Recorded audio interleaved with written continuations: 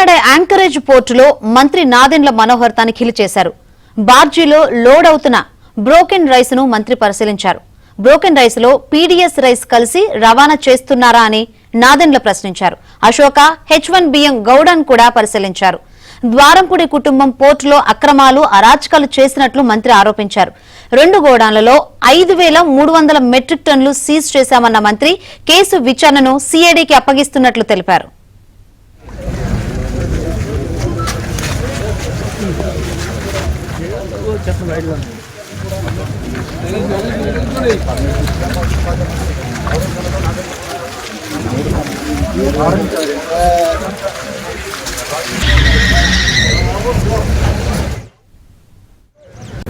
Civil supplies department నుంచి తూర్పుగోదావరి జిల్లాలో ప్రత్యేకంగా కాకినాడ ప్రాంతంలో నిన్నటి జరుగుతున్న అనేక తనిఖీల్లో భాగంగా దాదాపు 7,615 మెట్రిక్ టన్నులు నిన్న సీజ్ చేయడం జరిగింది.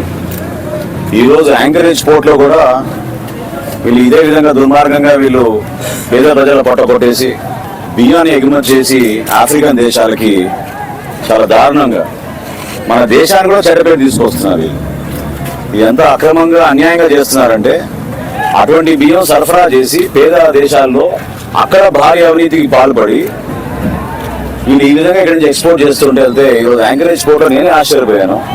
ప్రధానంగా అశోక ఒకటి, తర్వాత H1 ఒకటి, ఈ రెండింటిలో కూడా తనిఖీలు చేసినప్పుడు పబ్లిక్ డిస్ట్రిబ్యూషన్ సిస్టంలో ఉండాల్సిన బియ్యం ఇక్కడ ఆధారాలతో సహా మాకు దొరికింది. సో 2,800 మెట్రిక్ టన్నులు అశోకాలో అయితే H1లో 2,500 మెట్రిక్ టన్నులు, అంటే 5,300 మెట్రిక్ టన్నులు ఈరోజు ఉదయం ఈ తనిఖీలో మేము సీజ్ చేశాం. పోర్టు అధికారి గారికి కూడా నేను రిక్వెస్ట్ చేశాను, షిప్పింగ్ మొత్తం ఆపేయమని. ఖచ్చితంగా ఇంకా లోతుగా తనిఖీలు చేయాలి. మరిన్ని వివరాలు మా ప్రతినిధి అప్పారావు నాయుడు తెలుసుకుందాం. అప్పారావు, పోర్టును ఈ రోజు మంత్రి నాదెండ్ల పరిశీలించి ద్వారంపూడి కుటుంబం అక్రమాలు చేసినట్లు గుర్తించారు. దీన్ని సిఐడికి కూడా అప్పగిస్తున్నట్టు తెలుస్తుంది. ఏంటి ఓవరాల్ అప్డేట్స్?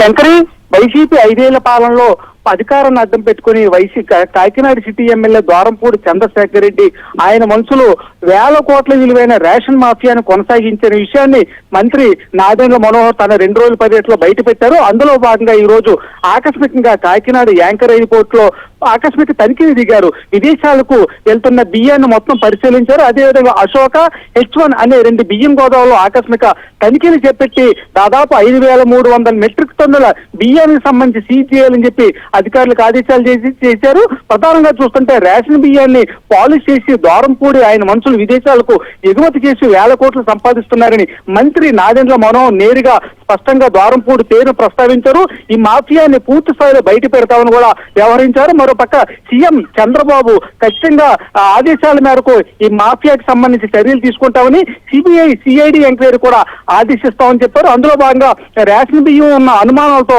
గోడౌన్లో తనిఖీ చేసి సీజ్ కూడా చేశారు. మరో రకంగా 2 రోజుల పర్యటనలో వైసీపీ నేతలు 5 ఏళ్లలో సాగించిన రేషన్ బియ్యం మాఫియాని నాదెండ్ల మనోహర్ బద్దలు కొట్టారని చెప్పొచ్చు. ఆధారాలు సహా అధికారం నిలదీస్తూ పోర్టు నుంచి ఎగుమతి అవుతున్న రహస్య బియ్యం ఎగుమతులన్నింటిలో కూడా మొత్తం కూపీలాగారు. అందులో భాగంగా ఈ రోజు 2 గోదాములు తనిఖీ చేసి వాటిని సీజ్ చేయాలని ఆదేశించారు.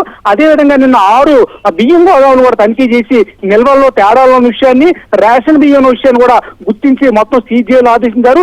ఈ 2 రోజుల పర్యటనలో దాదాపు 13,500 మెట్రిక్ టన్నుల రేషన్ బియ్యాన్ని స్వాధీనం చేసుకున్నాను కూడా ప్రకటించారు. ఓ రకంగా చెప్పాలంటే 5 ఏళ్ల పాలనలో రేషన్ బియ్యం మాఫియా గ్రీన్ ఛానల్ రూపంలో చిత్తూరు నుంచి కాకినాడ వరకు ద్వారంపూడి కుటుంబానికి వైసీపీ ప్రభుత్వం సహకరించిందని, వేల కోట్లు ఆఫ్రికా దేశాలకు బియ్యం, రేషన్ బియ్యం పాలిష్ చేసి ఎగుమతి చేశారని చెప్పి ఆధారాలు సహా పూర్తి స్థాయిలో నాదెండ్ల మనోహర్ చెప్పడంతో వైసీపీ నేతలు బెంబేలెత్తుతున్న పరిస్థితి కనిపిస్తుంది. Shankari, right, thank you Apparao.